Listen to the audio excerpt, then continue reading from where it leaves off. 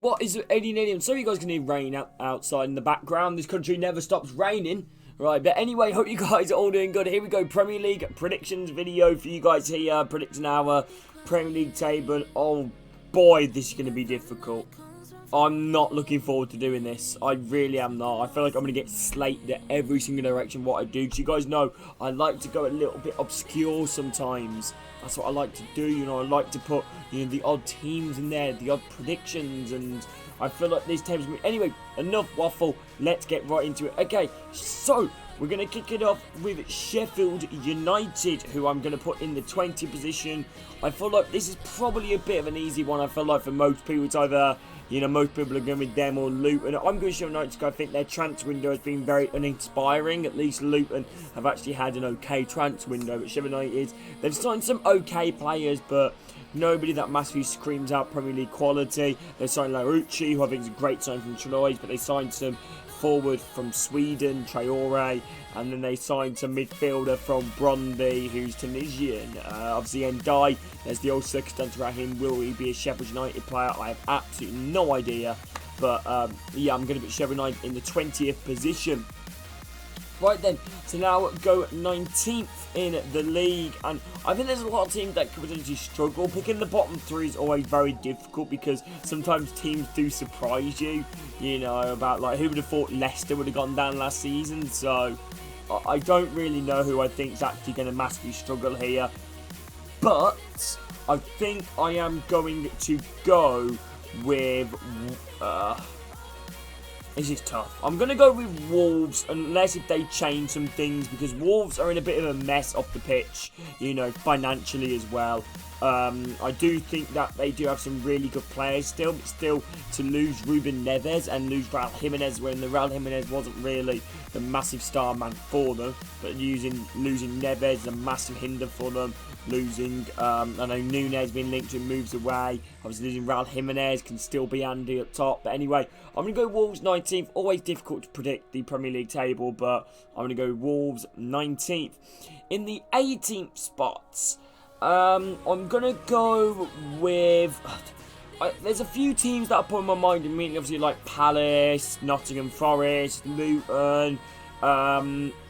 I'm tempted by putting Palace in the 18th position, just purely because of the fact of, you know, them still keeping Hodgson, but I feel like he will do well to stabilise them. But also, players have been linked to the move where apparently Chelsea and Man City are currently trying to negotiate and trying to battle to get Michael Elise. I don't think Everton will do that bad, you know, this season compared to what they have. But anyway, I'm just going to go right for it. I think I might play it safe. Actually, no, these are my predictions. Let's just go who you think is massively going to struggle, Eddie, in the Premier League. I am going to go with... I wasn't going to do this, but I'm going to go with Luton. I think Luton will give it a really good go. I think Luton will try their best. I didn't want to... I actually thought Luton... I don't know, there's a side of me which I think Luton will stay up. Not just because they're signings. I think they'll kind of do what Sheffield United did in their first year in the Premier League. Obviously didn't make that many amazing signings, but, you know, done well with the squad they have, you know, and used, you know, that home form, which was really important for them. So, yeah, I'm going to put Luton in 18th. We now move on to the 17th position, and I'm going to go with Nottingham Forest. I do think Forest will stay up by the skin of their teeth. I'll be interested how Nottingham Forest will do this window as well, because they've still got a lot of signings they need to potentially bring in. They 100% need a goalkeeper because they don't really have one at the moment. Obviously, Navas and Henderson both left, obviously due to their loan deals expiring. They are negotiating a deal for Dean Henderson as we speak. They've already brought in a new player, Aina, who I believe that's how you pronounce it right, from Torino. They've also been heavily linked to Anthony Elanga. Whether any other players could potentially move on is a completely different question. Obviously, I know probably some clubs will be looking at Gibbs White, but anyway, I'm going to put them in the 17th position. Right, we're now going to go down to 16th in the league, and I am going to go with... I'm going to go with Fulham. I know this one might surprise a few people again, but I think I think a lot of people don't realise the situation that Fulham are kind of in at the moment. Obviously, losing Mitrovic. I know Marco's still been linked to a move away, but I don't think that's going to happen. And Paulini has apparently been in negotiation with West Ham, but then again, that's according to TalkSport. Not the most reliable.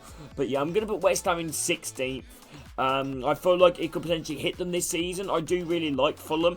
I think Fulham fans, if you offered it, would probably take it, you know, to be staying up in the Premier League and try and still build that squad, which I feel like is very key. But yeah, I'm going to put them in 16th. You never know, they could surprise us.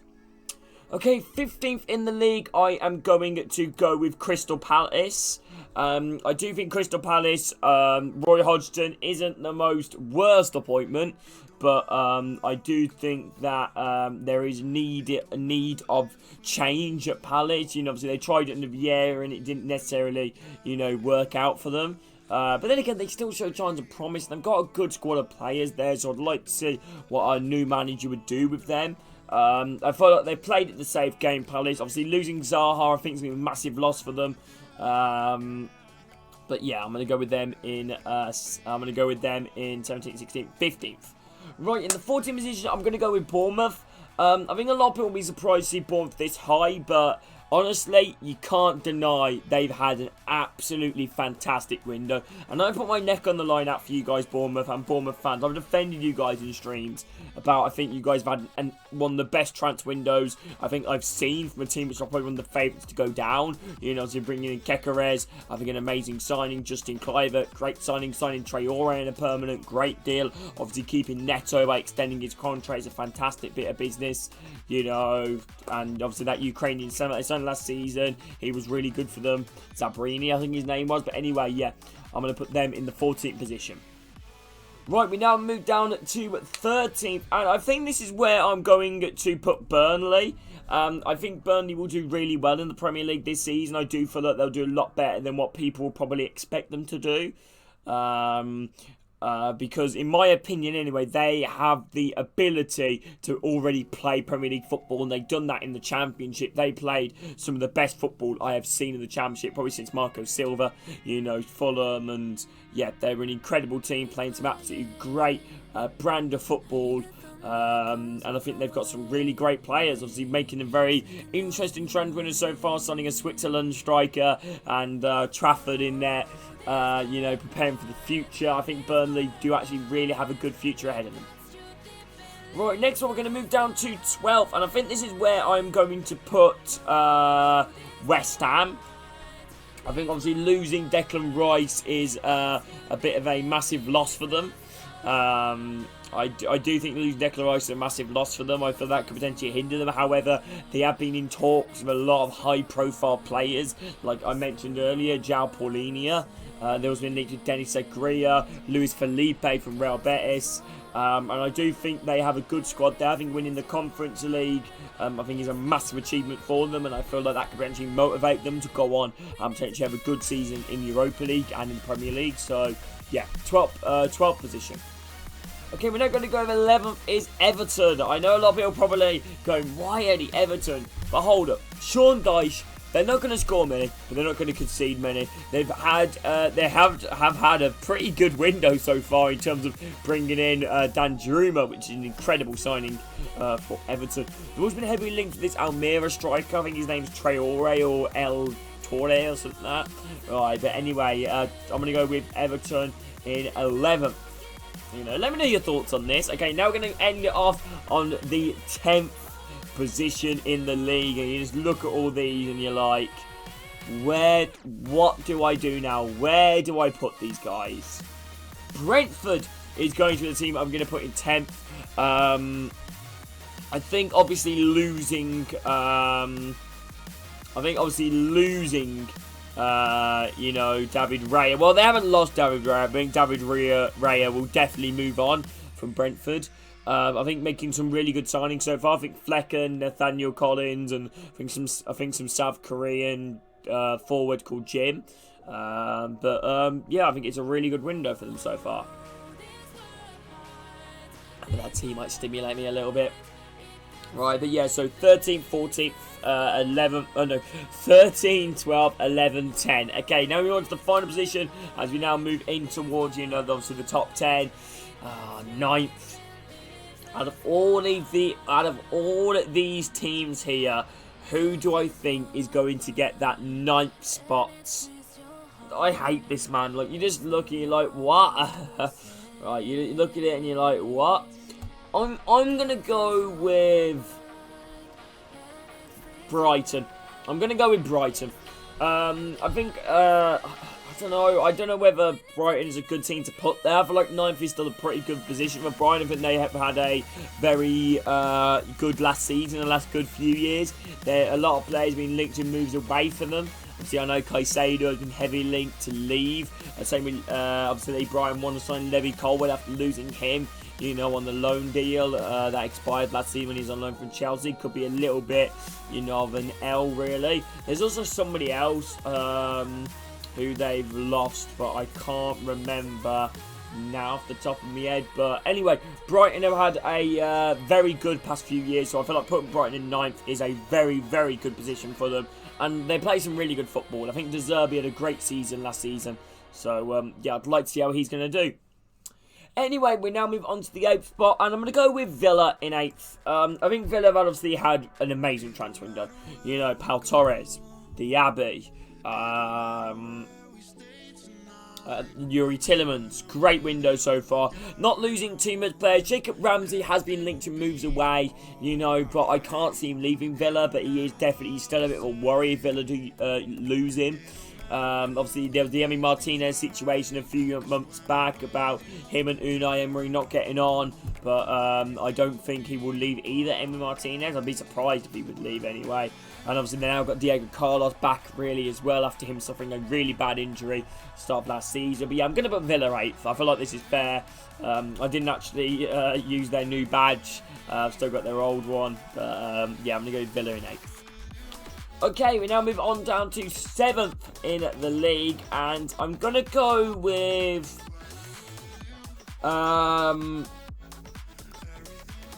I'm gonna go with. I don't want to go with Spurs because I don't think they'll do bad. I really don't. I don't think they'll do bad. I think Chelsea will have. Chelsea have had an amazing pre-season. I think Chelsea will do well in the parch, but I can't. Picking that 7th spot, man, will be very difficult. I'm going to go with Spurs. I didn't really want to put Spurs in there because I don't know why. I have a feeling they will finish higher, but I mean, they've appointed Postecoglou, massive risk, you know, in appointing him. Obviously, rumours to lose Harry Kane could be a massive loss for them. They've actually been linked with Kylian Mbappe, but we all know that's not going to happen. But yeah, I'm just going to go with Spurs 7th. Okay, we're now going to move on down to 6th in the league, which I believe now we're into Europa League spots, or maybe we'll be staying in Conference League. But anyway, we're now moving on to 6th in the league, and I'm going to go with... I'm going to go with 6th. Who do I go with at 6th spot? Who on earth do I go with at 6th spot? I'm going to go with 6th. What would be a good position for a team in 6th? I'm going to go... No, I'm not going to go Newcastle. I'm going to go Chelsea. I think Chelsea obviously had an amazing transfer window so far. They've been clearing off a lot of the debt wood. Obviously, a new manager in Poch.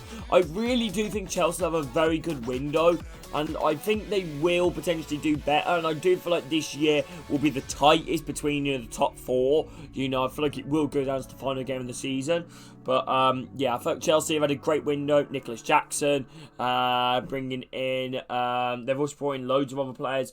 Gusto, wait, did they bring him in? Or was that last January? But anyway, Gusto, right back from Lyon, very good signing. And Cuckoo, amazing. Obviously letting go of a lot of players as well to clear up them wage and potentially, you know, keep the squad morale up, like getting rid of Pulisic, Loftus-Cheek, loads of other players. But yeah, Chelsea 6th. 5th, I'm gonna go with Newcastle. I think a lot of people might be surprised by this one because usually team would push on. I think obviously the money that Newcastle will spend, they've already spent a bit of money now. Obviously bringing in Harvey Barnes, which I feel like is a decent signing for them. But I'm going to put them in 5th. The whole reason why is just the fact I felt like I think they'll do well, but I still feel they'll run a little bit out of steam, just a tad. You know, I think they'll miss out on it by like a point or something. But yeah, Newcastle 5th. And now moving on to the top 4. Okay, so 4th, I'm going to go with Manchester United. I think Manchester United will have a really good window. And they've already had a good window so far, even though losing David De Gea, which can be a massive loss. Obviously, players like Donny van der Beek leaving. Obviously, they got rid of Phil Jones, you know, clearing up some more of the deadwood.